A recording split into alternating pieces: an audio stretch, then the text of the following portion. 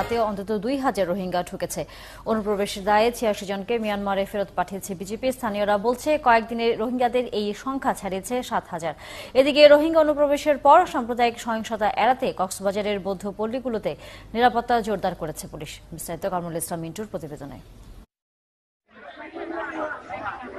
শনিবার বিকেলে মিয়ানমারের রাখাইন রাজ্যের পাড়ায় পাড়ায় যখন চলছে সে দেশের নিরাপত্তা বাহিনী নির্যাতন, তখন সীমান্তে কড়া পাহারায় বাংলাদেশের বিজিবি।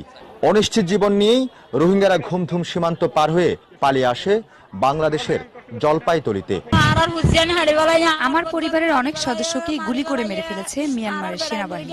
বাড়িঘর সব জ্বালিয়ে দিয়েছে, কোন রকম প্রাণ নিয়ে পালিয়ে এসেছে।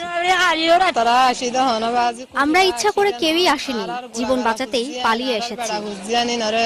মিয়ানমারের নিরাপত্তা বাহিনীর অমানসিক নির্যাতন থেকে বাঁচতে রোহিঙ্গাদের ঢল নেমেছে নিরাপদ আশ্রয় বাংলাদেশে। শনিবার রাতে বিভিন্ন সীমান্ত পার হয়ে অন্তত 2000 রোহিঙ্গা অনুপ্রবেশ করেছে। আমার বাড়িঘর পুড়িয়ে দিয়েছে।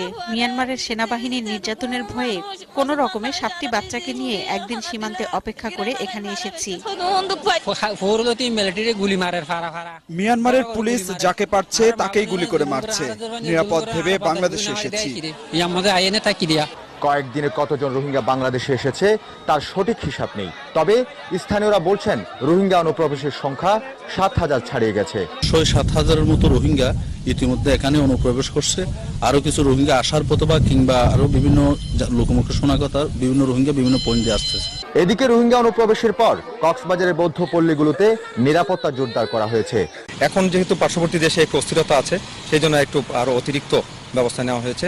সেই অতিরিক্তর মধ্যে আমাদের পুলিশের টহল ব্যবস্থা বৃদ্ধি আছে, চেকপোস্ট, তারপর বিভিন্ন জায়গায় যাতে কোনো সাম্প্রদায়িক সম্প্রীতি যাতে না বিঘ্ন না ঘটে। এদিকে রোববার কক্সবাজারের উখিয়া সীমান্ত দিয়ে অনুপ্রবেশের সময় 68 জন রোহিঙ্গাকে আটক করেছে বিজিবি।